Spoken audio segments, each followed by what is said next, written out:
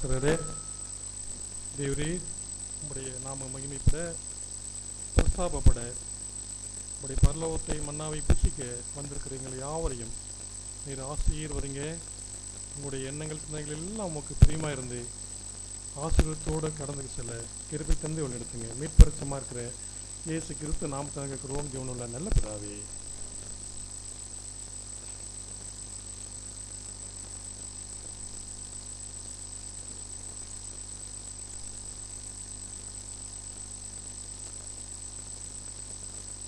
கர்த்தருடைய நாமம் பரிசுத்தப்படுவதாக.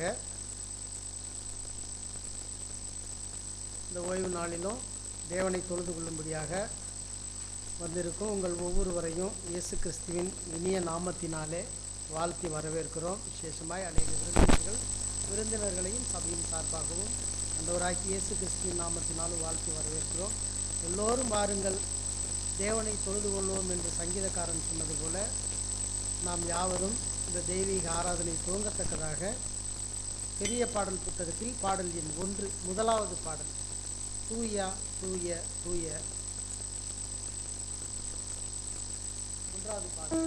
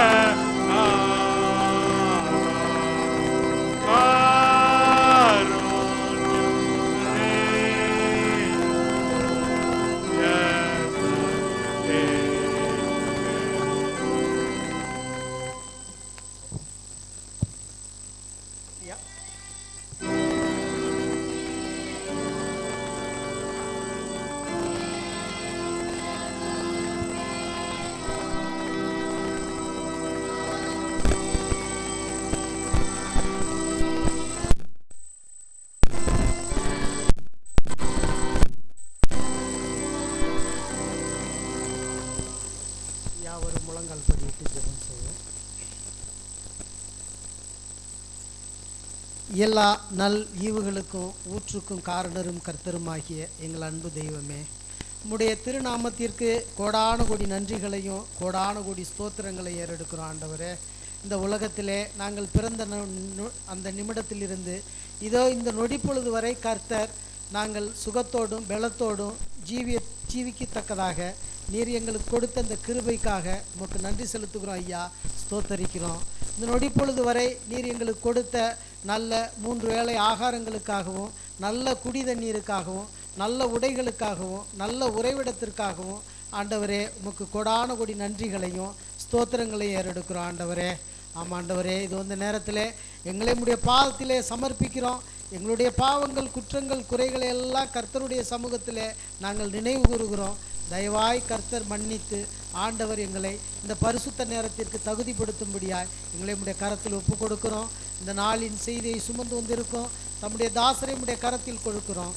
கர்த்தர் மறைத்து கர்த்தர் எங்கள் மத்தியில் வெளிப்படும்படியாய் கர்த்தருடைய சத்தத்தை நாங்கள் கேட்கத்தக்கதாக ஆண்டவர் எங்களோடு பிரயாணிக்கும்படியாய் நாங்கள் எங்களை உம்முடைய கரத்தில் ஒப்பு கொடுத்து இயேசு கிறிஸ்துவின் நாமத்தில் ஜெபிக்கிறோம் பிதாவே.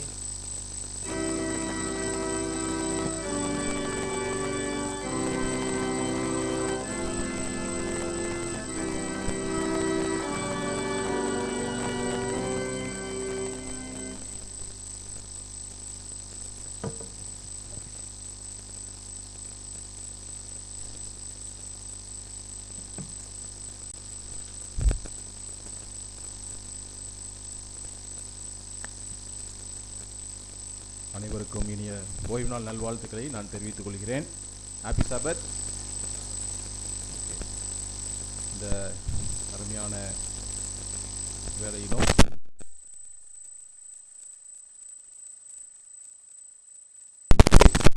நாம் விட்டு நாம் கடந்து செல்வோம். இந்த காணிக்கை இந்த நேரமானது மிகவும் முக்கியமான ஒரு காரியமாக காணப்படுகிறது. 3 முக்கியமான காரியங்களை குறித்து நான் சொல்ல போகிறேன். நம்முடைய காணிக்கை எப்படிப்பட்ட காணிக்கைகளாக இருக்கப்படுகிறது என்று. முதலாவது, நாம் கொடுக்கக்கூடிய காணிக்கைகள் கடமை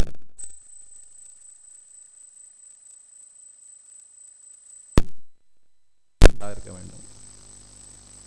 யாராச்சும் எடுத்தீங்கன்னா 2 கொரிந்தியர் 9வது அதிகாரம் 7வது வசனம் வாசிங்க பார்ப்போம்.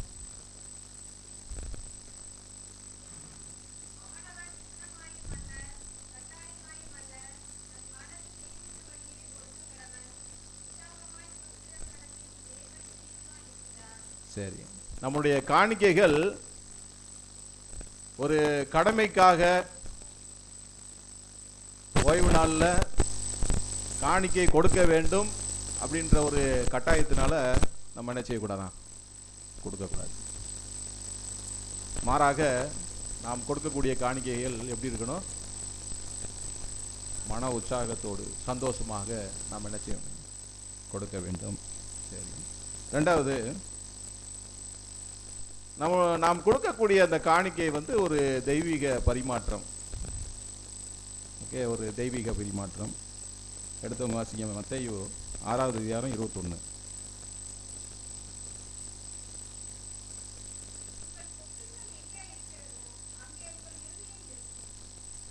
உங்களுடைய பொக்கிஷம் எங்கே இருக்கிறதோ அங்கே உங்கள் இருதயம் இருக்கும்.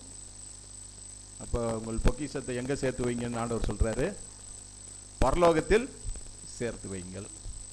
சரி, உலக பிரகாரமாக நாம் காணிக்கைகளை கொண்டு வந்தாலும் ஆனால் இது பரலோக பொக்கிஷமாக கருதப்படுகிறது. ஆத்தும ஆதாயத்துக்கென்று உபயோகப்படுத்தப்படுகிற ஒரு காணிக்கை.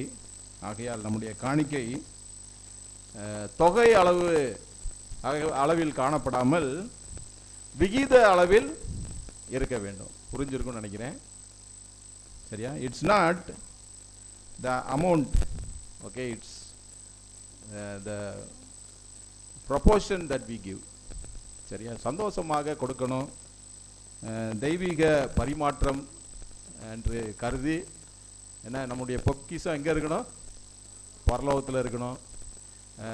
சுவிசேஷ ஊழியத்திற்கென்று என்ன செய்கிறோம்? நம்ம காணிக்கைகளை கொடுக்கிறோம். நாம் கொடுக்கிற ஒவ்வொரு காணிக்கையும் ஒரு நபருடைய மனமாற்றத்திற்கென்று என்ன யூஸ் பண்ணக்கூடிய ஒரு காணிக்கையாக இருக்கிறது. அதையால் எப்படி கொடுக்கணுமா? தொகை அளவில் எப்படி இருக்கணும்? விகித அளவில் இருக்கணும். 2 கொரிந்தியர் 8:12 வாசிங்க.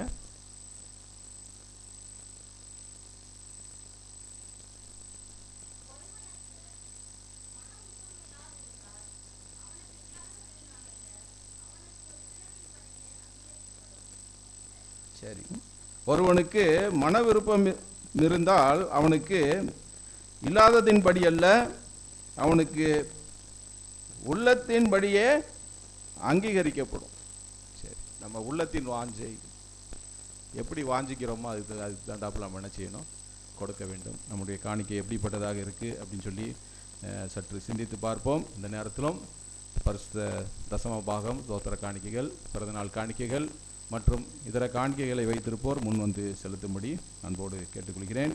அந்த நேரத்தில் 457வது பாடலை நாம் பாடுவோம். 457.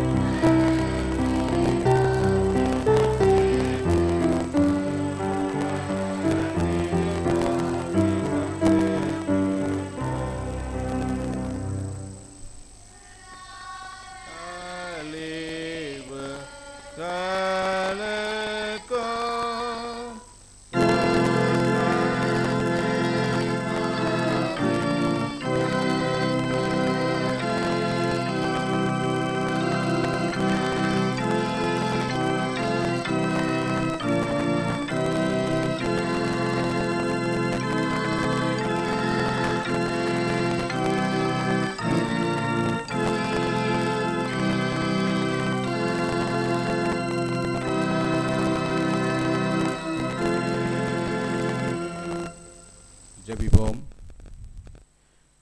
கிருபை நிறைந்த நல்ல ஆண்டவரே, இந்த நல்ல ஓய்வு நாளிலே ஆண்டவரே, நாங்கள் உம்முடைய தெய்வீக சமூகத்திலே நாங்கள் ஒன்று கூடி உம்மை ஆராதிக்கத்தக்கதாக நீர் கொடுத்த ஸ்லாக்கியத்திற்காக உம்மை துதிக்கிறோம் ஆண்டவரே, சோஸ்தரிக்கிறோம். இம்மட்டுமாக எங்களுக்கு அனைத்து விதமான காரியங்களையும் எங்களுக்கு கொடுத்து இந்த வேளையிலும் ஆண்டவரே, எங்களுடைய வருமானத்திலிருந்து ஒரு பகுதியை நாங்கள் உம்முடைய ஊழியத்திற்கென்று கொடுக்கக்கூடிய மனோபக்குவத்தை எங்களுக்கு கொடுத்த கிருபைகளுக்காக உம்மை துதிக்கிறோம், சோஸ்தரிக்கிறோம். ஆண்டவரே, இந்த வேளையிலும் காணிக்கைகளை கொடுத்த ஒவ்வொரு பிள்ளைகளையும் நீர்தாமை வெகுவாய் ஆசீர்வதிக்கும்படியாக ஜெபிக்கிறோம். ஒவ்வொரு குடும்பத்தையும் நீர்தாமை தொட்டு ஆசீர்வதிக்கும்படியாக ஜெபிக்கிறோம். அவர்கள் கையிட்டு செய்யும் ஒவ்வொரு காரியங்களையும் நீர்தாமே கண்ணோக்கி பார்த்து அவர்களுடைய வேலைகளிலே அவர்கள் பெருக்கமான ஆசீர்வாதத்தை பெற்றுக்கொள்ள நீர்தாமே கிருபை தரும்படியாக ஜெபிக்கிறோம். ஆண்டவரே, இந்த காணிக்கையானது பல மடங்கு பெருகி உம்முடைய ஊழியத்திற்கென்று புரோஜனப்பட நீர்தாமே கிருபை தரும்படியாக ஜெபிக்கிறோம். ஆண்டவரே, எடுத்து உபயோகப்படுத்தும் ஒவ்வொரு பிள்ளைகளையும் நீர்தாமே ஆசீர்வதியும். இந்த காணிக்கைகள் எந்த விதத்திலும் வீணாக செலவு செய்யாதபடி நீர்தாமே அவர்களுக்கு நல்ல மனப்பக்குவத்தை கொடுக்கும்படியாக ஜெபிக்கிறோம். ஆண்டவரே, தொடர்ந்து உம்முடைய ஊழியத்திற்கென்று நாங்கள் அதிகமாக கொடுக்கவும் எங்களுடைய வருமானங்கள் அதிகப்படவும் நீர்தாமே எங்களை கிருபை தரும்படியாக ஜெபிக்கிறோம். ஆண்டவரே, இந்த காணிக்கைகளோடு ஒவ்வொருவரையும் நாங்கள் இந்த வேலையிலும் அர்ப்பணிக்கிறோம். ஆண்டவரே, எங்களையும் நீர்தாமை தகுதிப்படுத்தும், ஆசீர்வதியும். அன்பின் ஆண்டவர் இயேசு கிறிஸ்துவின் மூலம் மன தாழ்மையுடன் ஜெயிக்கிறோம் பசுமல பரம்பிதாவே, ஆமேன்.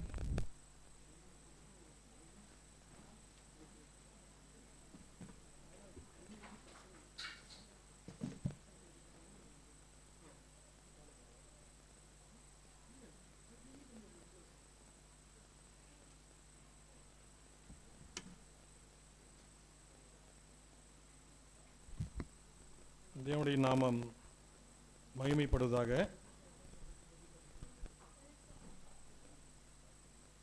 ஆவியானவர் நம்முடைய உள்ளத்தில் அப்படின்னா யூத் ஸ்பெஷல் சாங் இருக்குல்ல, சரிம்மா, இப்போது நமக்கு யூத்து மூலிமா நமக்கு ஒரு ஸ்பெஷல் சாங்கு நமக்கு அவங்க பாடி கொடுப்பாங்க.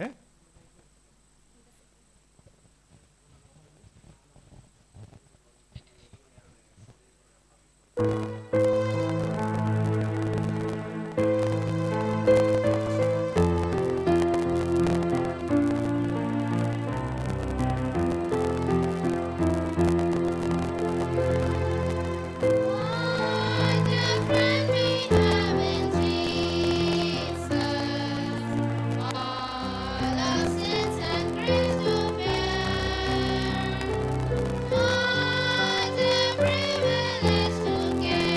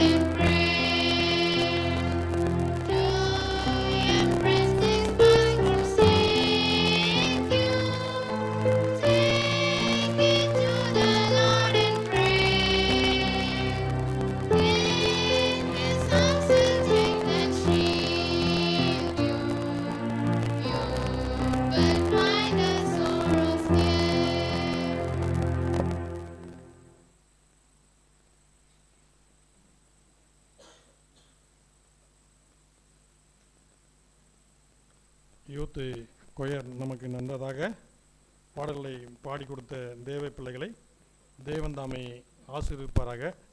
இந்த ஸ்கொயர் நமக்கு ஏற்படுத்தி கொடுத்த முன்னாள் நமக்கு போதகர், நம்முடைய போதகர் ஜான் கிளீவ்லாண்ட் அவருடைய ஊழியத்துக்காக நீங்கள் என்ன பண்ணுங்கள், ஜெபித்துக் கொள்ளுங்கள். அவர் சென்றமிடலாம். ரைட்டுங்களா? இப்பொழுது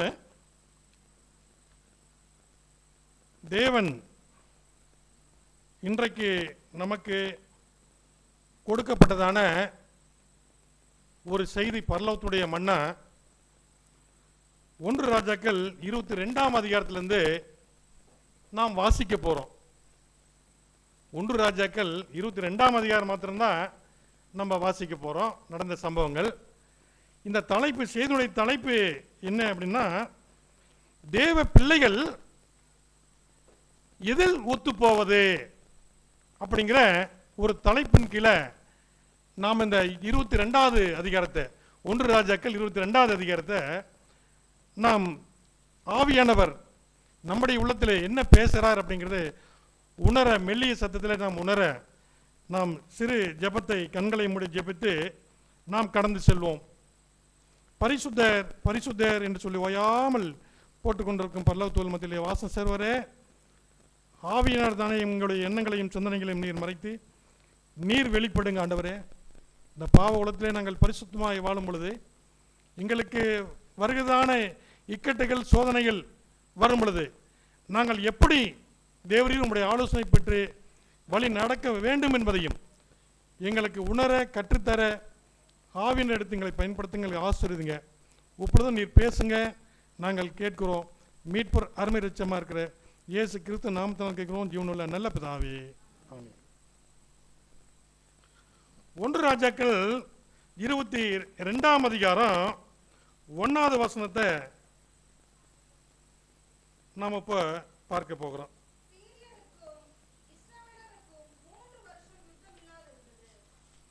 சீரியருக்கும் இஸ்ரவேலுக்கும் எத்தனை வருஷம் யுத்தம் இல்லாமல் இருந்தீங்களா? 3 வருஷம் யுத்தம் இல்லாமல் இருந்தது. இது நல்ல சமாதானம்லாம் இல்லைங்களா? நல்ல சந்தோஷமான செய்தி தானே? இஸ்ரவேலருக்கும் சீரியருக்கும் யுத்தம் இல்லை அப்படின்னா என்னது? ரொம்ப ஒரு சமாதானம் தான். சரிங்க, அடுத்தது படிங்க, 2வது வசனத்தை படிங்க. 3ஆம் வருஷத்திலே 3வது ராஜாவாகிய யோசபாத் இஸ்ரவேலின் ராஜாவின் இடத்திற்கு, எந்த ராஜா போறாரு? யூதாவின் ராஜா. இஸ்ரவேல் யூதாவின் ராஜா யோசபாத் எங்க போறாரு? இஸ்ரவேல் ராஜா கிட்ட போயிருக்கும் போது இஸ்ரவேலின் ராஜா தன் ஊழியக்காரனை நோக்கி, ராமோத்,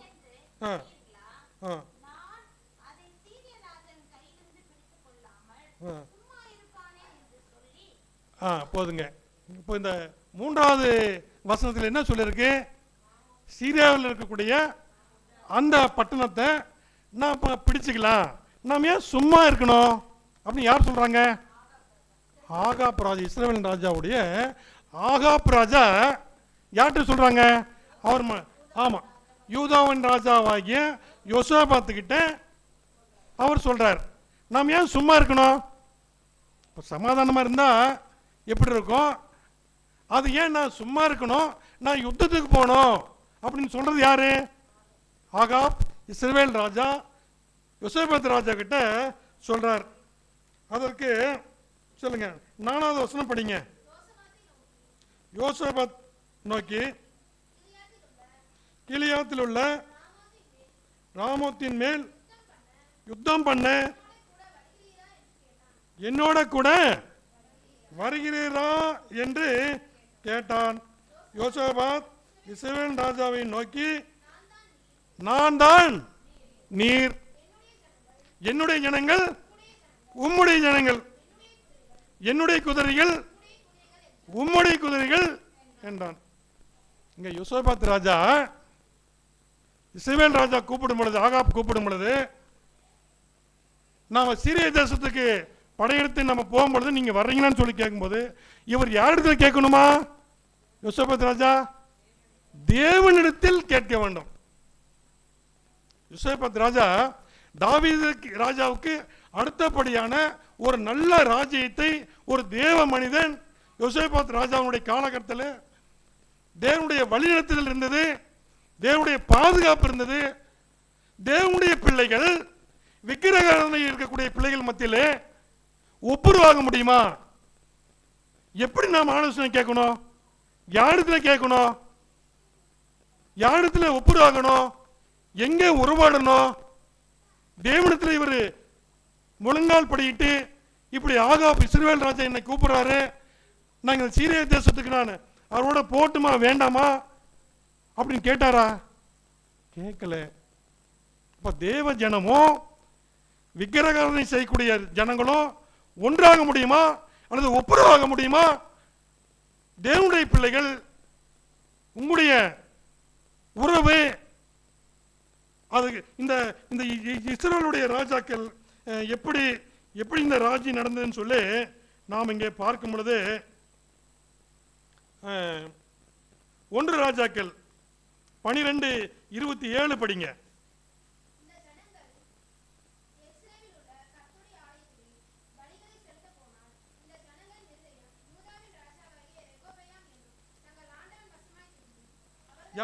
இல்லைங்க, எத்தனாவது வசனம்? 26. யெரொபெயாம் இப்ப இந்த சாலமோன் ராஜாவுக்கு பின்பதாக தேசம் என்ன ஆகுதுங்க? 2ஆக பிரியுது. 1 10 கோத்திரம் சேர்ந்தது என்னது? இஸ்ரவேல் தேசம். 2 கோத்திரம் சேர்ந்தது எப்படி? யூத கோத்திரம். 2ஆக பிரியுது. அப்ப யூத கோத்திரத்தை தான் எருசலேம் ஆலயம் அங்க இருக்கிறது. அப்ப இந்த இஸ்ரவேல் ஜனங்கள் இந்த யூத தேசத்துக்கு போய் தன்னுடைய பலிகளை செலுத்தி ஆண்டவரை தொழுது கொண்டு வரக்கூடிய காலகட்டத்தில் இந்த யெரொபெயாம் என்ன சொல்றான்னு பாருங்க. உப்ப படிங்க. 26. யெரொபெயாம் இப்போது ராஜ்யபாரியம் வம்சமாய் திரும்புகிறதா இருக்கும். யாருடைய வம்சமாங்க? தாவீது வம்சமாய் தேவனுக்கு கீழ்ப்படுகிறதாக இந்த 10 கோத்திரமும் என்ன ஆக போகுது? யூத கோத்திரத்தில் ஐக்கியமாய் போகக்கூடிய சூழ்நிலை ஏற்பட்டிருக்கிறது. அடுத்த வசனம் படிங்க. எதனால் அப்படின்னு சொல்லி பார்க்கலாம். இந்த ஜனங்கள் எருசலேமில் உள்ள கர்த்தருடைய ஆலயத்திலே பலிகளை செலுத்த போனால் இந்த ஜனங்களின் இருதயம் யூதாவின் ராஜாவாகிய ரெகோபெயாம் என்னும் தங்கள் ஆண்டவன் வசமாய் திரும்பி அவர்கள் என்னை கொன்று போட்டு யூதாவின் ராஜாவாகிய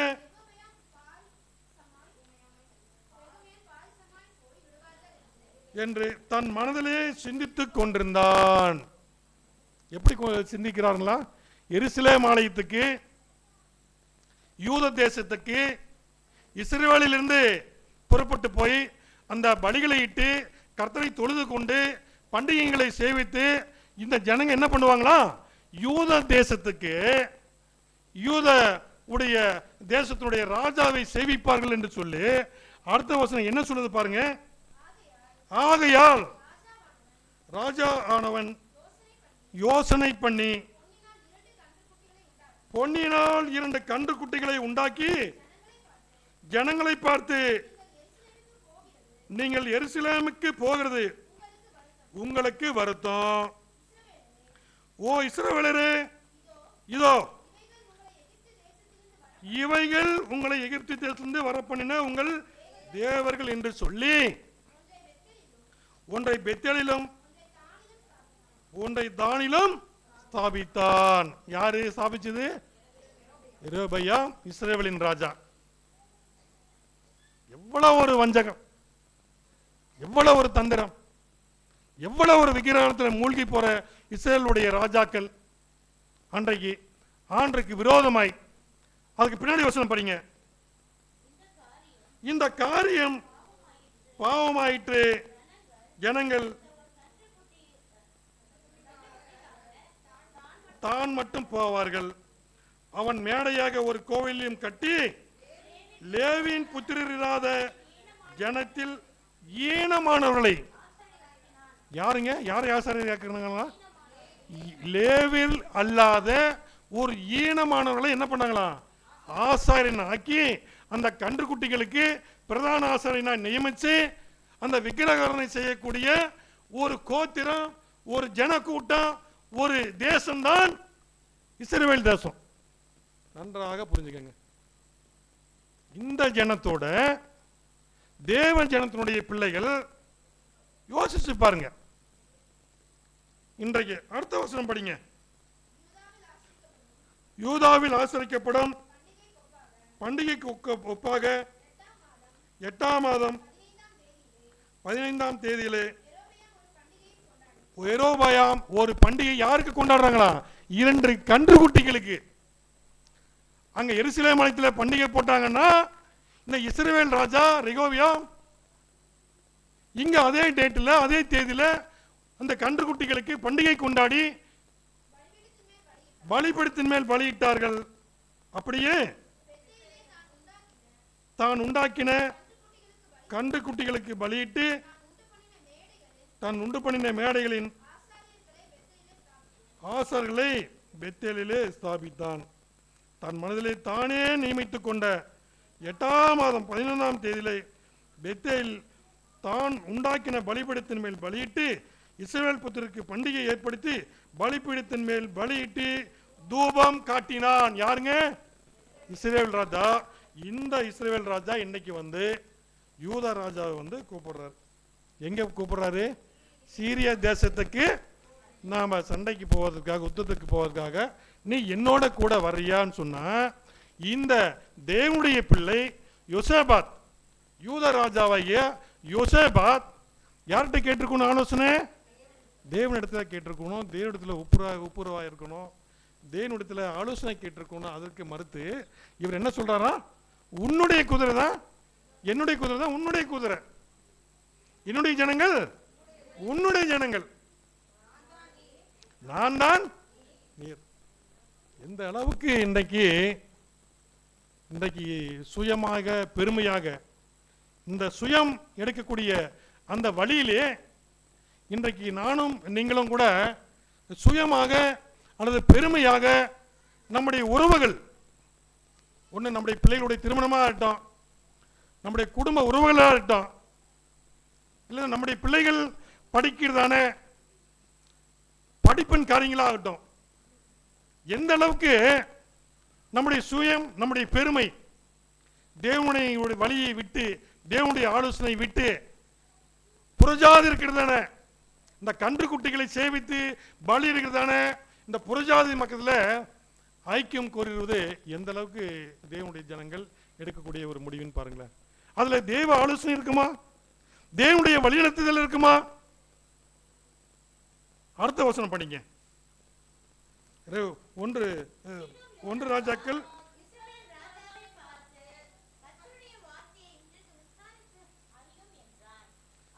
என்ன சொல்றாரு யோசேபாத்தை நோக்கி?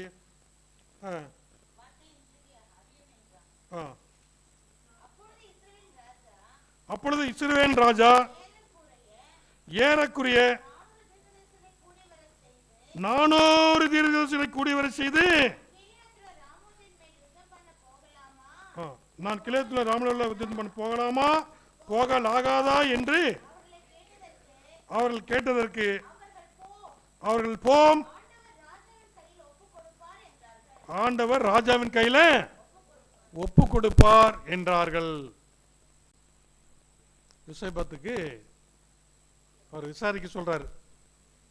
இந்த 400 பொய் தீர்க்கதரிசிகள், இந்த 400 பொய் தீர்க்கதரிசிகளுக்கு தலைவன் யாருங்க? அங்க போட்டிருக்கு சிதேக்கியா. சரிங்களா? இவங்களுக்கு எல்லாம் ஒரே பயங்கரமான ஒரு சந்தோஷம், ஒரு கொண்டாட்டம். ஆண்டவரே நீங்கள் போங்க, ஆண்டவர் உங்களுக்கு கையில் என்ன பண்ணுவாரு? இந்த சிறிய தேசத்தை ஒப்பு கொடுப்பாரு, நீங்க வெற்றியோட தான் வருவீங்க. யோசேபாத்துக்கு ஒரு சிந்தை வருது. இந்த 400 தீர்க்கதரிசிகள் தவிர வேற ஏதாவது கர்த்தருடைய தீர்க்கதரிசி இருக்கிறாங்கன்னு சொல்லி விசாரிக்க சொல்றாரு. யாருங்க? யோசேபாத் ராஜா. யார்கிட்ட சொல்றாரு? இஸ்ரவேலுடைய ராஜாவாகிய ஆகாப் ராஜா கிட்ட சொல்றாரு. இந்த 400 தீர்க்கதரிசி தவிர கர்த்தருடைய தீர்க்கதரிசி இன்னும் யாராவது இருப்பாங்களா? விசாரிக்கலாமே அப்படின்னு அடுத்த வசனம் சொல்லுங்க. அப்பொழுது இஸ்ரவேல் ராஜா யோசபாத்தை நோக்கி, கர்த்தரிடத்தில் விசாரித்து அறிகிறதற்கு இம்லாமின் குமாரனாகிய மிகாயா தீர்க்கதரிசி என்னும் ஒருவன் இருக்கிறான். ஆனாலும் நான் அவனை பகைக்கிறேன். அவன் என்னை குறித்து நன்மையாக அல்ல, தீமையாக சொல்கிறேன் என்றான். அதற்கு ராஜாவே, அப்படி சொல்ல வேண்டாம். யாரு? அந்த மிகாயா தீர்க்கதரிசி கூப்பிடுங்க. மிகாயா தீர்க்கதரிசி கூப்பிடுங்க. அவர் கர்த்தருடைய தீர்க்கதரிசின்றீங்க, கூப்பிடுங்க. அவர் என்ன சொல்றான்னு பார்ப்போம் அப்படின்னு சொல்லி 2 ராஜாக்களும் கடலிடுறாங்க. சரிங்களா? அப்போ இந்த 11 படிங்க பார்க்கலாம்.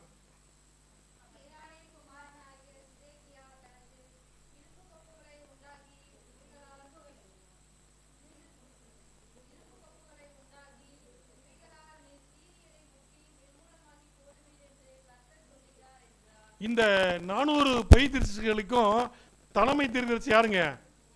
இந்த சிதைக்கு என்னங்கிறாரு, அந்த 2 கொப்புகளை உண்டாக்கி இதில் நீங்க என்ன பண்றீங்க?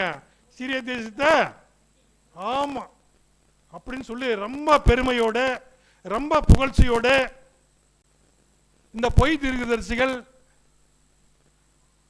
சொல்லும்போது தான்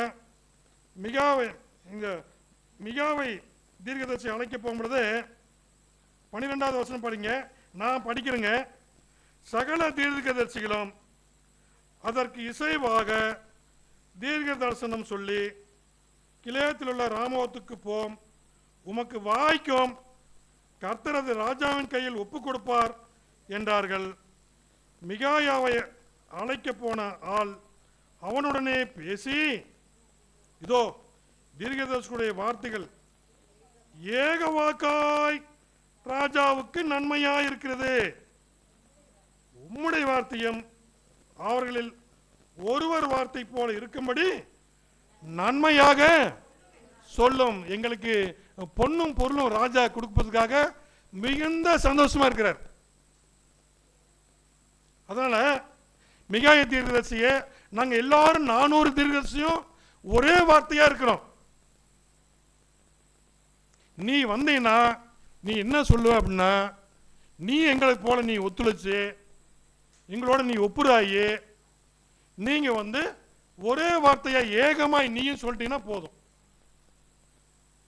அப்படின்னு சொல்லி இந்த ஆள் கூப்பிடக்கூடிய இந்த தீர்க்கதரிசி இந்த மிகாயா தீர்க்கதரிசி போய் கேட்டீங்களா எவ்வளோ தூரம் சொல்லி பார்க்கிறார்.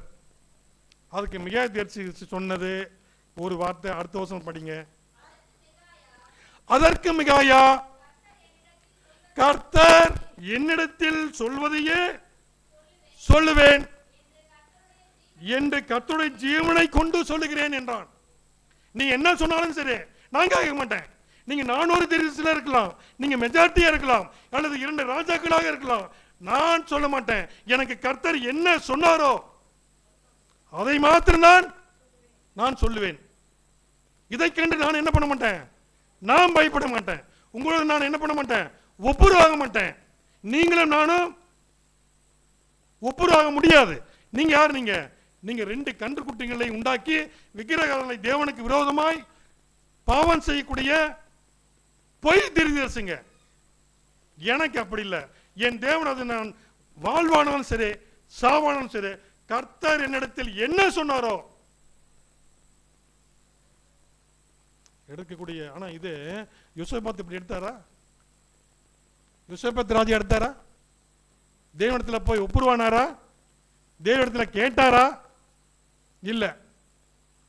என் ஜனங்க தான் உன்னுடைய ஜனங்க, என் குதிரை தான் உன்னுடைய குதிரை, நான் தான் நீர். உடனே பெருமை, உடனே சுயமான முடிவு, உடனே எடுத்த ஒரு ஆலோசனை, உடனே தேவ வழியை விட்டு சுயமான ஒரு முடிவு, மாம்சமான ஒரு முடிவு. ஆனால் இங்க மிகாயா தீர்க்கதரிசி எப்படி இருக்கிறாரு? அவங்க கர்த்தர் என்னிடத்தில் சொல்வதையே சொல்லுவேன் என்று கர்த்தருடைய ஜீவனை கொண்டு நீங்க 400 தீர்க்கதரிசியா இருக்கலாம், நீங்க ஏகமாய் கூடி இருக்கலாம். என்னிடத்துல ஆண்டவர் என்ன பேசினாரோ நான் அதை தான் சொல்லுவேன். ராஜா என்னை கொன்று போட்டாலும் சரி, சமாதானத்தின் வார்த்தை இல்லாமல் தேவன் எனக்கு என்ன சொன்னாரோ அதை நான் சொல்லுவேன். நான் பயப்பட மாட்டேன். இந்த மிகாயா தீர்க்கதரிசி அந்த 400 தீர்க்கதரிசிகளுக்கு மத்தியில ஒத்து போல ஒப்புருவாள. யாரோட ஒப்புறாரு? தேவனோட. தேவனுடைய பிள்ளைகள் சில சமயங்களில் நமக்கு வரக்கூடிய பல சோதனை இருந்தாலும் சரி, அல்லது பல இக்கட்டு இருந்தாலும் சரி, நாம் யாரோட ஒப்புருவாகணுமா? தேவனோட ஒப்புருவாகணும். நம்முடைய மாம்ச கண்களில் அல்லது நம்முடைய ஜனங்களுடைய மெஜாரிட்டி அல்லது நம்முடைய பொருளாதார மேட்சிங்கு இதெல்லாம் இல்லை. கர்த்தர் இடத்துல என்ன சொல்றாரோ நான் அதை மாத்திரம்தான் செய்வேன். எனக்கு இன்னும் 2 நாள் 3 நாள் டைம் கொடுங்க, நான் உபவாசித்து கர்த்தருக்கு நான் ஆலோசனை கேட்டு நான் சொல்றேன் அப்படிங்கிற ஒரு தீர்மானம், தேவனோட ஒப்புராதல் எல்லாமே உண்டாக முடியுங்களா? விக்கிரகத்துக்கும் தேவனுடைய பிள்ளைகளுக்கும் ஒத்தாக முடியுமா? ஆக மிகாயா எடுத்த இந்த முடிவு கேட்டுங்களா? ஆக இந்த தேவனுடைய வழியை நாம் தெரிந்து கொள்ளணும். தேவனுடைய ஆலோசனைகளை நாம் தீர்மானங்களை எடுக்கப்படும். தேவ பலன், தேவ சமூகம், தேவனுடைய வழிநடத்துதல், இது எதனால வரும்? ஆனால் இயேசு கிறிஸ்து இந்த உலகத்தில் வாழும் பொழுது பிதாவிடத்தில் கேட்டு தான் அதிகாலையில் நினைச்சு ஜெபம் பண்ணி, ஆண்டவரே இன்னைக்கு நான் கப்பர்நாகம் போகணுமா அல்லது நான் சமாரிய பட்டணத்துக்கு போகணுமா, நான் எங்கே போகணும்? ஆண்டவர் அன்றைக்கு வெளிப்படுத்தக்கூடிய காரியங்கள் மட்டும்தான் குமாரன் செய்தாரை தவிர தானாக ஒன்றாக சுயமாய் எந்த ஒரு முடிவும் ஆண்டவராய் இயேசு கிறிஸ்து இந்த உலகத்தில் வளர்ந்தது எடுக்கல. ஆக ஆண்டவர் இயேசு கிறிஸ்து நமக்கு சொல்லுது, என்னை நோக்கி கர்த்தாவே கர்த்தாவே என்று சொல்லி கூப்பிடுகிறவன் அது பிதாவுடைய சித்தம். பிதாவுடைய சித்தம் கேட்டுங்களா செய்தால் ஒழிய, அவருடைய தாயார் வரும்பொழுது கூட அவர் தான் சொல்றாரு, என்னுடைய பிதாவுடைய சித்தம் செய்வன் தான் எனக்கு தாயும் தகப்பன் சகோதரன் சகோதரராக இருக்கிறாங்க. அப்போ தேவனுடைய சித்தத்தை அறிந்து தேவனுடைய ஒப்புரவாகி தேவ வழியையும் தேவனுடைய மெல்லிய சத்தத்தையும் தேவ பிள்ளைகள் உணர வேண்டும். ஆக இப்படியாக இந்த ஆகாப்புடைய இந்த ராஜாவுடைய காலகட்டத்தில் 1 ராஜாக்கள் 18-17 படிங்க. 1 ராஜாக்கள்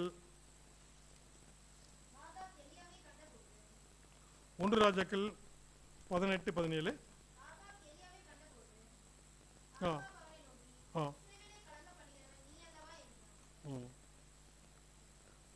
18 படிங்க.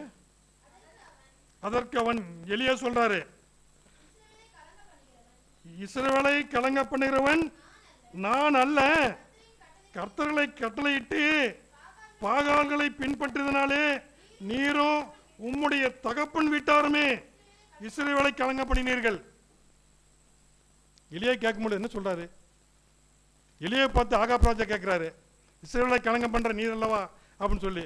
எலியா என்ன சொல்றாரு? நான் அல்ல.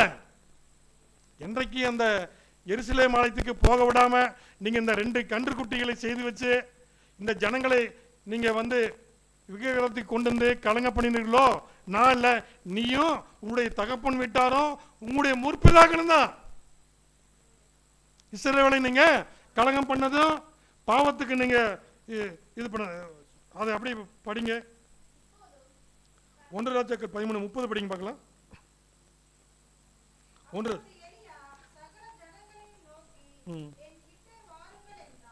இல்லைங்க, 1 ராஜாக்கள் 13-30.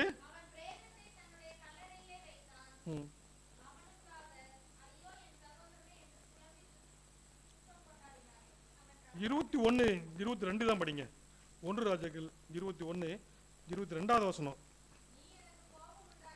நீர் எனக்கு கோபம் உண்டாக்கி இஸ்ரவேலை பாவம் செய்ய பணிதின் நிமித்தம் உம்முடைய குடும்பத்தையும் அந்த யெரொபெயாமை மட்டும் ஆண்டவர் என்னைக்கும் மன்னிக்கவே இல்லை. நீங்க எந்த வசனத்தை படித்தாலும் சரி, இந்த யெரொபெயாமுடைய பாவத்தை இந்த இந்த ராஜா செய்தார், இந்த யெரொபெயாமுடைய பாவத்தை அப்படின்னு சொல்லி நீங்க எந்த ராஜாக்களுடைய நடவடிக்கைகளை படித்தாலும் சரி, இந்த யெரொபெயாம் மட்டும் ஆண்டவர் மன்னிக்கவே முடியாது. இந்த இஸ்ரவேலுடைய அந்த எருசலேம் ஆலயத்துக்கு போக விடாம தடை பண்ணி கன்றுக்குட்டி செஞ்ச யெரொபெயாமை மட்டும் ஆண்டவர் எல்லா இடத்திலும் சுட்டி காட்டிருக்கிறார். அதை இங்க சுட்டி காட்டுறாரு. நீ எனக்கு கோபம் உண்டாக்கி இஸ்ரவேலை பாவம் செய்ய பணித நிமித்தம் உன் குடும்பத்தையும் யெரொபெயாம் குடும்பத்தையும் அப்படின்னு சொல்லி இங்க சொல்றாரு. அப்போ தேவ வழி விட்டு இந்த ஆகாப் ராஜா இந்த சீரிய இடத்திற்கு நாம் போவோம் வாருங்கள் சொல்லி யோசேபத் ராஜா கிட்ட சொல்லும்போது அவர் எடுத்த ஒரு தவறான முடிவு ஒப்புரவு நாம் இங்கே பார்க்கிறோம். அதற்கு நீங்க 20வது வசனம் படிங்க. அப்பொழுது கர்த்தர் ஆகாப் நோக்கி போய்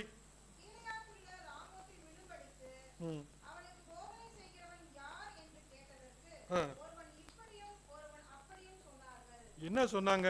அங்க இருக்கிற ஆச்சரியங்க. அடுத்தது படிங்க. அப்பொழுது ஒரு ஆவி புறப்பட்டு வந்து கர்த்தருக்கு முன்பாக நின்று நான் அவனுக்கு போதனை, யாருக்கு? ஆகாப்புக்கு நான் போதனை செய்வேன், அந்த பொய் தீர்க்கதரிசிக்கு நான் என்ன பண்ணுவேன்? போதனை செய்வேன் அப்படின்னு சொல்லி ஒரு ஆவி வந்து தேவனுடைய சமூகத்தில், இது யார் சொல்றாங்க? மிகையா தீர்க்கதரிசி சொல்றாரு. நான் பார்த்தேன் தேவனுடைய சமூகத்தில். அப்போ ஒரு பொய் ஆவி வந்து நின்று நான் போய் இந்த பொய் தீர்க்கதரிசியுடைய உள்ளத்தில் நான் என்ன பண்ண போறேன்? பேச போறேன் அப்படின்னு சொல்லி சொன்னது. எதனால் என்று கர்த்தர் அதை கேட்டார். அப்பொழுது அது நான் போய் அவருடைய தீர்க்கதரிசிகள் எல்லாரும் வாயிலும் பொய்யின் ஆவியாய் இருப்பேன் என்றது. அதற்கு அவர், நீ அவனுக்கு போதனை செய்து அப்படியே நடக்க பண்ணுகுவாய், போ அப்படி செய் என்றார். ஆதலால் கர்த்தர் பொய்யின் ஆவியை இந்த உம்முடைய தீர்க்கதரிசிகளாகிய இவர்கள் எல்லாருடைய வாயிலும் கட்டளையிட்டார். கர்த்தர் உம்மை குறித்து தீமையாக சொன்னார் என்றான். யாருங்க? மிக தீர்க்கதரிசி சொல்றார். தேவனுடைய சமூகத்தில் ஒரு பொய்யான ஆவி இந்த பொய் தீர்க்கதரிசிகளுக்கு உரைக்கப்பட்டது. கர்த்தர் வந்து உங்களை மன்னிப்பதில்லை, நீங்க திருந்த போறதில்லை அப்படின்னு சொல்லி. அதுக்கு முன்னதாக பாருங்க மிக என்ன சொல்றான்னு பாருங்க. 16 நான் படிக்கிறேன். 16வது வசனம். ராஜா அவனை பார்த்து, நீ கர்த்தருடைய நாமத்தினாலே உண்மை அல்லவாமல் வேறு ஒன்றையும் என்னிடத்தில் சொல்லாதபடிக்கு நான் எத்தனை தரம் உன்னை ஆணை விடுவிக்க வேண்டும் என்று சொன்னான். அப்பொழுது அவன்னா அப்போதான் மிகையா பேச தொடங்குறார். எப்படின்னு பேசுறாரு பாருங்க. இஸ்ரவேல் எல்லாரும் மேய்ப்பன் இல்லாத ஆடுகளைப் போல மலைகளிலே சிதறிக்கிறதை கண்டேன். அப்பொழுது கர்த்தர், இவர்களுக்கு எஜமான் இல்லை, அவரவர் தம் வீட்டிற்கு சமாதானத்தோடு திரும்ப கடவார்கள் என்று கர்த்தர் சொன்னார். இஸ்ரவேல் யாருங்க?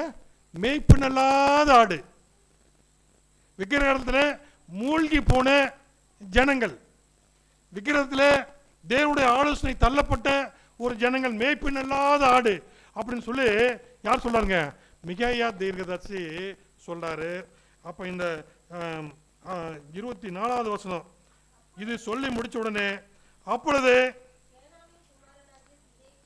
கேனானின் குமாரனாகிய சிதேக்கியா கிட்டே வந்து மிகாவை கன்னத்தில் அடித்து, கர்த்தருடைய ஆவி எந்த வழியா என்னை விட்டு உன்னோட பேசும்படி வந்ததுன்னு சொல்லி இந்த பொய் தீர்க்கதரிசிகளுடைய 400 பொய் தீர்க்கதரிசிகளுடைய தலைவன் யாருங்க?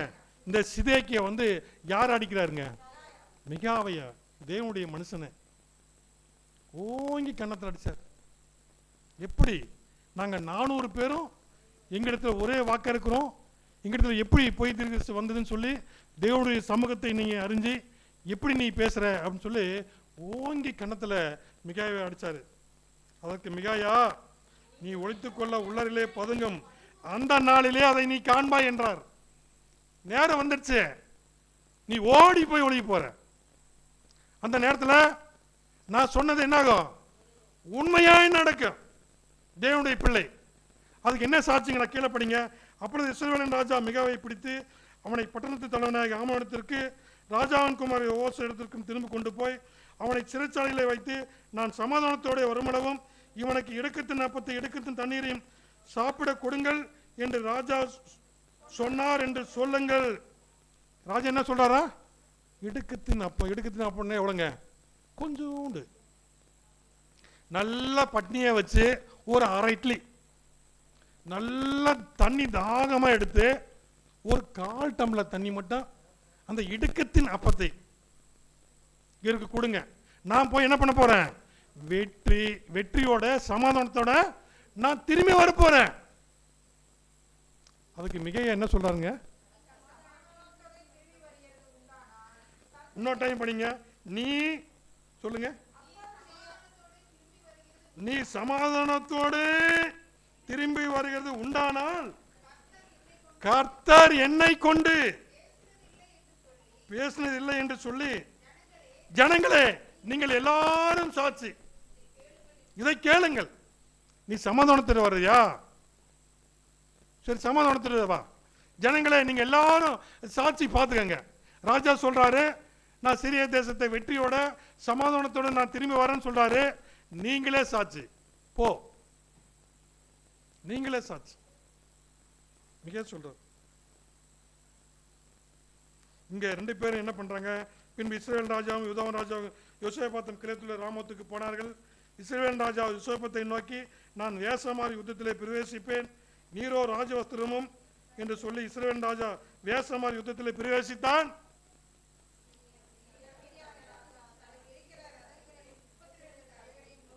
என்ன சொன்னாராம் சீரியாவின் ராஜா?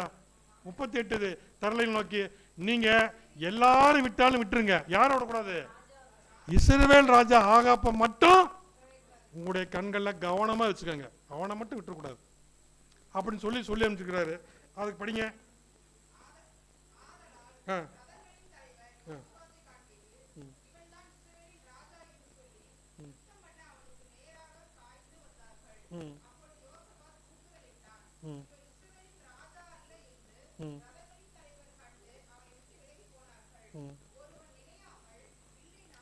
போதுங்க. எப்படி ஒருத்தன் எப்படிங்க? ஒருவன் நினையாமல் என்ன அர்த்தம்? தெரியாதனமா ஒரு வில்ல எடுத்து எங்கோ விடுறான். ஒருவன் நினையாமல் எப்படின்னு அர்த்தம்? ஒருவன் அவருக்கு சரியா குறி வச்சாருன்னு சொல்லியிருக்குங்க வசனம். எங்கோ இடத்துல குடுத்தனமா ஒரு அம்பை எடுத்து நினையாமல் ஏதோ ஒன்று எல்லாரும் விடுறாங்களா நானும் ஒன்று விடுவேனே அப்படின்னு விட்டான். அது எங்கே போச்சுங்களா? இஸ்ரவேலின் ராஜாவுடைய சந்துகளுக்கு பட்டது. அப்பொழுது அவன் தன் சாரதை பார்த்து, நீ திருப்பின ராணுவத்துக்கு அப்பால கொண்டு போ, எனக்கு என்னாச்சு? காயம்பட்டதனுடைய நெஞ்சில் அம்பு பாஞ்சிடுச்சு, நீ கொண்டு போ. அப்புறம் அன்றைய தினம் என்னாச்சுங்க? ஆமா, யுத்தம் அடிச்சது. இந்த வார்த்தை இந்த 38வது வசனத்தை மட்டும் படிச்சிருங்க. நான் அந்த ரதத்தையும் அவனுடைய கவசத்தையும் சமாரியின் குளத்திலே கழுவுற போது கர்த்தர் சொல்லி இருந்த வார்த்தையின்படியே நாய்கள் அவன் ரத்தத்தை நக்கினது. இப்போ மிகேயா தீர்க்கதரிசியுடைய சொல்ல அந்த வார்த்தை, இந்த 400 பொய் தரிசிகள் சொல்லக்கூடிய அந்த வார்த்தை. அப்ப தேவனோடு ஒப்புரவா இருக்கக்கூடிய பிள்ளைகள் தேவ ஆலோசனை மாத்திரமே நம்ம என்ன பண்ணுமா? நிற்க வேண்டும். அது ஒருவேளை ராஜாக்கள் இருக்கலாம், அல்லது பொய் தரிசிகள் 400 பேர் இருக்கலாம். கேட்டுங்களா? தேவனிடத்தில் கேட்ட அந்த தீர்க்கதரிசி. சரி, இந்த நாய் இங்க சொல்லியிருக்க இந்த அந்த 38வது வசனம், அந்த ரதத்தையும் அவருடைய கவசத்தையும் சமாரின் குளத்தில் கழுவுற போது கர்த்தர் சொல்லியிருந்த வார்த்தையின்படி. கர்த்தர் எப்ப சொன்னாரு? அந்த வசனத்தை எடுங்க பார்க்கலாம். வசனம் சொல்லட்டுங்களா?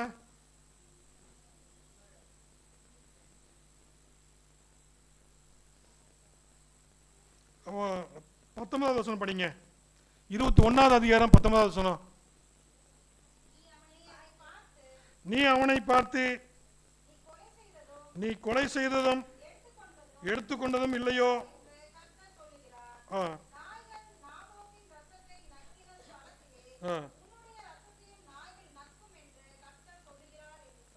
சொல் என்றார். கர்த்தர் சொன்னபடியே நடந்ததா இல்லைங்களா?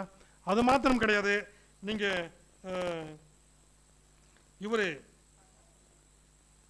22 படிங்க. நீ எனக்கு கோபம் உண்டாக்கி இஸ்ரவேலை பாவம் செய்ய பண்ணியது நிமித்தம் உன்னுடைய குடும்பத்தின் நேபாத்தின் குமாரனாகிய யெரொபெயாமின் குடும்பத்துக்கும் அகியாவின் குமாரனாகிய பாசாவின் குடும்பத்திற்கும் அவங்களுக்கு எப்படி செஞ்சேன்னா அப்படி நான் உங்களை என்ன பண்ணுவேன், நிர்மூலம் ஆக்குவேன் என்று சொல்லி சொன்னார். அப்போ இந்த ஆகாப் ராஜா அந்த அவருடைய மனைவி நீங்கள் 25வது வசனம் படிச்சீங்கன்னா தெரியும். அவர் எங்கே போய் ஆலோசனை கேட்பாரு தெரியுங்களா? தன் மனைவியாக எசபேல் தூண்டி விட்டபடியே கர்த்தரின் பார்வைக்கு பொல்லாப்பனதை செய்ய தன்னை விற்று போட்ட ஆகாப்பை போல ஒருவனும் இல்லை. ஆலோசனை கேட்கறது எங்கங்க? மனைவி இடத்துல. மனைவி கோடு கிழிச்சாங்கன்னா தாண்டவே மாட்டான் அப்படி.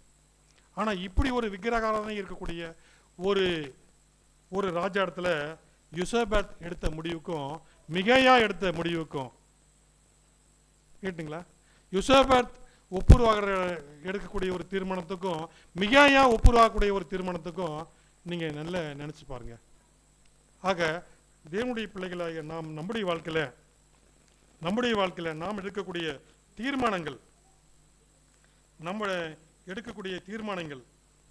சரிங்களா? மிகாயாவை போல நீங்களும் நானும் தேவனிடத்துல ஒப்புருவாகணும். யோசபாத்தை போல எடுத்துமே கம்துமேன்னு சொல்லி கேட்டீங்களா? பெருமையில சுயமான முடிவில் அல்ல அப்படிங்கிறதா நமக்கு இன்றைக்கு உண்டான ஒரு பாடமா இருக்குது. யோசேப்பை போல யோசேப்பு எப்படி எடுத்தாருங்க முடிவு? அது ஒரு அரண்மனையில் இருக்கக்கூடிய பெரிய ஒரு ராணி, எவ்வளோ ஒரு பெரிய எதிர்ப்பு இருக்கும். ஆனாலும் அந்த இடத்துல யோசேப்பு எடுத்த முடிவு எப்படி இருந்ததுங்க? ரைட்டுங்களா? அப்போ தேவனுடைய பிள்ளைகள் தேவனிடத்திலே ஒப்புராகணும், தேவனிடத்திலே ஒத்து போகணும், தேவனுடைய ஐக்கியத்திலே வழிநடத்திலே உணரணும். இதுதான் இந்த 1 ராஜாக்கள் 22வது அதிகாரத்தில் மிகாயாவுடைய தீர்க்கதரிசனுடைய தீர்மானத்தில் நம்முடைய தீர்மானம் எப்படி அப்படிங்க, நம்முடைய முற்பதாக்களுடைய தீர்மானங்கள் எப்படி அப்படின்னு சொல்லி பார்க்கணும். அதே போல் தானியேலை நீங்கள் பாருங்க.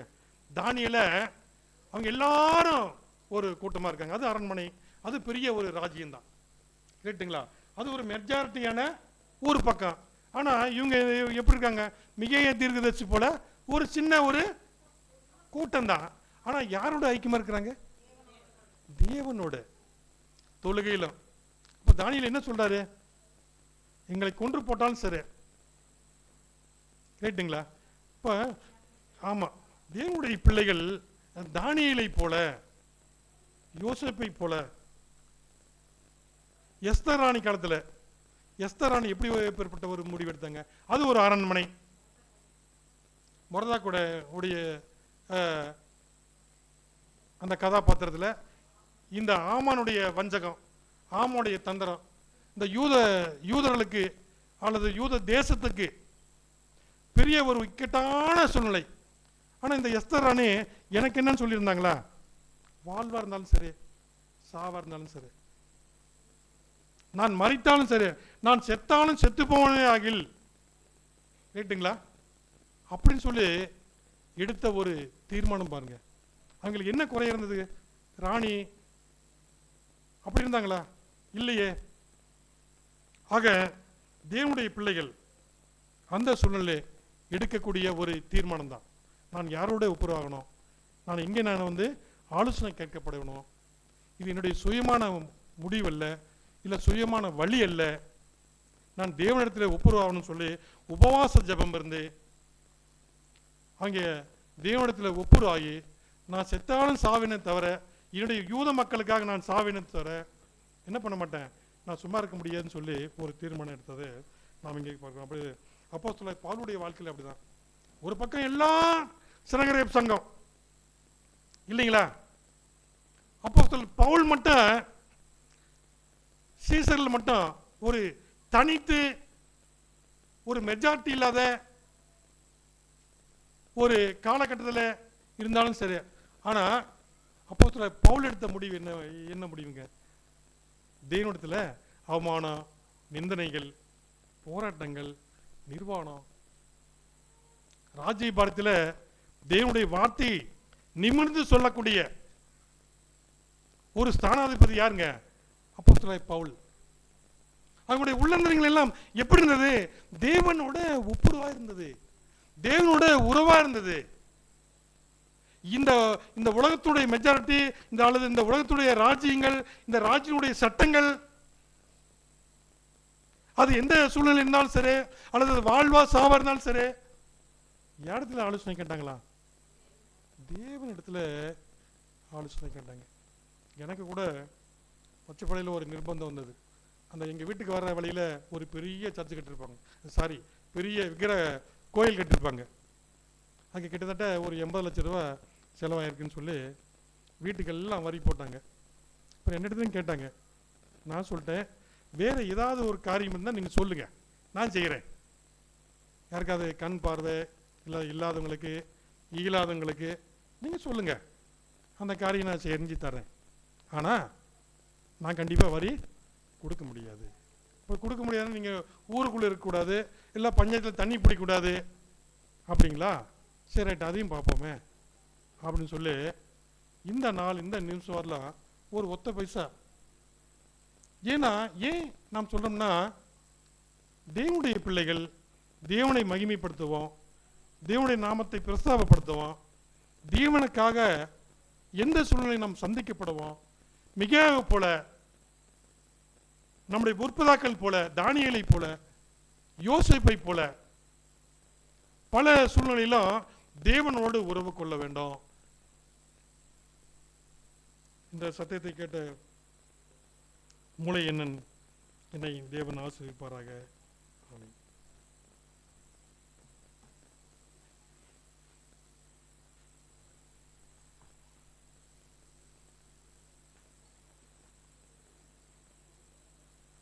நல்ல ஒரு சத்தியத்தை கேட்டோம், ஒப்புரவாகுதலை பற்றி.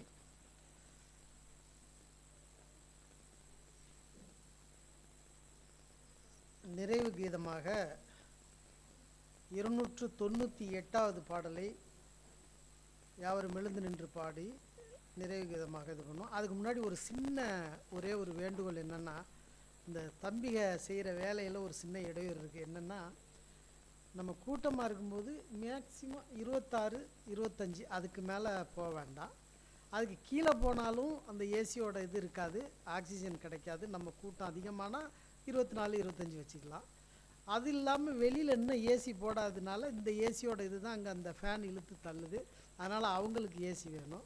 நம்ம இங்கே கரெக்டாக அந்த ஏசிக்கு நேரம் யாராவது உட்காந்துட்டோம்னா, ஐயோ குளிருதுன்னு அந்த தம்பிகளை கூப்பிட்டு சொல்லவும் அவங்க ஒரேடியாக 29, 28 அப்படி ஆக்கிடுறாங்க. அது ஒன்றும் இல்லை, அது நார்மலாக அது செட் ஆகிக்கும். 25, 26 இருந்தால் போதும். ஏன்னா அந்த வெளியில் ஏசி போடுற வரைக்கும், போட்ட பிறகு வேணால் ஒரு 27 அப்படி மாற்றிக்கலாம். அதனால் அதை ஒரே இதாக வச்சுக்கோங்க, 25, 26. அப்போ தான் அது எல்லாத்துக்கும் மேட்ச் ஆகும். சரிங்களா? சரி, யாவரும் எழுந்து நின்று 298வது பாடலை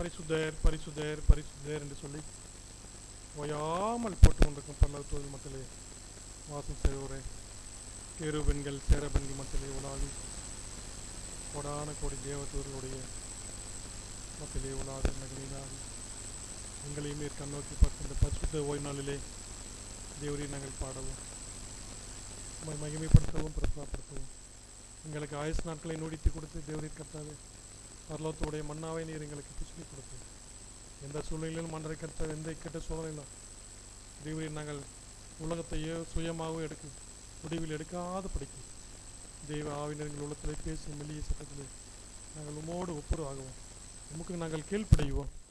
ஆவினுடைய சத்தத்தை உணரக்கூடிய பிள்ளைகளாக இருக்க எங்களை தகுதிப்படுத்துங்க. வந்திருக்கிற ஒவ்வொரு பிள்ளைகளையும் நீர் தகுதிப்படுத்துங்க. ஆசையீடு வருகின்றாரே, சிறியோர் முதல் பெரியோர் வரை நீர் ஆசிரியர்கின்றார் கர்த்தாவே. வெளிவிடமாக வந்திருக்கக்கூடிய பிள்ளைகளுக்கு தேவரை கர்த்தாவே நல்ல சுகத்தை நல்ல ஆரோக்கியத்தை தாருங்க. சமாதானம் இல்லாமல் இருந்தக்கூடிய ஒவ்வொரு பிள்ளைகளையும் சமாதானத்தோடு நீர் வழி அனுப்பும். இப்படியாக தேவரீர் கர்த்தாவே தேவரீர் சுக வினத்தில் இருக்கிறதானே தேவரீர் கர்த்தாவே திருச்செல்வாயுக்கும் சபாபதி ஐயாவுக்கும் தேவரீர் உங்களுடைய பொறுப்பாளர்களும் அந்த பிள்ளைகளுக்கு நீர் அன்றை கர்த்த நல்ல சுகத்தை கொடுங்க சாமி. உங்களுடைய நாமத்தை நீர் வெளிப்படுத்துங்க கர்த்தாவே. அது மாத்திரமல்ல அன்றை கர்த்தாவே தலைமை பொருள் சௌந்தர நாயகமதியா தேவரீர் கர்த்தாவோட இல்லத்துக்காக நாங்கள் வருகிறோம். தேவரீர் அந்த அன்றை கர்த்தாவே அந்த துக்கத்திலே உங்களுடைய சமாதானம் அன்றை கர்த்தாவே இருந்து பிள்ளைகளை நீர் ஆட்டுங்க தேட்டுங்க அரவணைங்க. தேவரீர் அந்த மருத்துவமனையிலே சிகிச்சை பெற்றிருக்கிறதானே தேவரீர் கர்த்தாவே தலைமை பொருளுடைய மருமகளுக்காக உங்களுடைய பொறுப்பாளர்கள் ஒரு தேவாதி தேவன் கர்த்தாதி கர்த்தர் நீர் ஒருவர் மாத்திரம் சமாதானத்தை சொல்லக்கூடிய தேவன் அன்றை கர்த்தாவே. ஆவினர் மகளுடைய சின்னத்திலே எண்ணத்திலே நீர் வெளிப்படுங்க சாமி. அவருடைய சொப்பனங்களில் நீர் வெளிப்படுங்க அன்றை கர்த்தாவே. நான் உன்னோடு இருக்கிறேன், நீர் கலங்காதே தீயாது என்பதை தேவரின் மகளுக்கு நீர் உணர்த்துங்க சாமி. தேவரின் சமாதானத்தின் தேவன் அந்த மகளுக்கு நல்ல பரிபூர்ண சுகத்தை கொடுத்து சமாதானத்தோட தேவரை கர்த்தாவை வீடு திரும்ப செய்து நடத்துங்க. இங்கே வந்திருக்கிற ஒரு சிறியோர் முதல் பெரியோர் முதல் ஆண்டரை கர்த்தாவை நீர் ஆசீர்வதிங்க. நீர் வழிநடத்துகின்ற ஓய்வு நாளில் அன்றை கர்த்தாவை நாங்கள் தேவரின் கர்த்தாவே உம்முடைய ஆசீர்வாதத்துக்கு தகுதியுள்ள பிள்ளையாகும். உம்முடைய பரிசுத்தத்தில் நாங்கள் தகுதியுள்ள பிள்ளையாக நாங்கள் தேவரின் கர்த்தாவே எங்களுக்கு ஆலோசனை கொடுத்து எங்களை தகுதிப்படுத்தி எங்களை ஆசீர்வாதத்தை வளர்த்துங்க.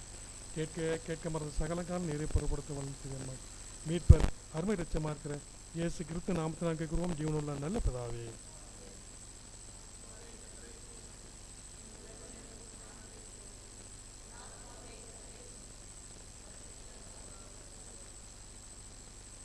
ஆண்டவராகிய இயேசு கிறிஸ்துவுடைய கிருபையும் பிதாவாகிய தேவனுடைய அன்பும் பரிசுத்த ஆவியினுடைய அன்யோன்யம் ஐக்கியம் சிநேகமும் வழிநடத்துவதும் இன்றும் என்றும் ஆண்டவராகிய கிறிஸ்து வருகை மட்டும் நம் அனைவரோடு இருந்தோம் சுகவீனத்தில் இருக்கிற பிள்ளைகளோடும் தலைமை பொருளுடைய இல்லத்தோடும் இருந்து நம்மை காத்து வழிநடத்துவாராக.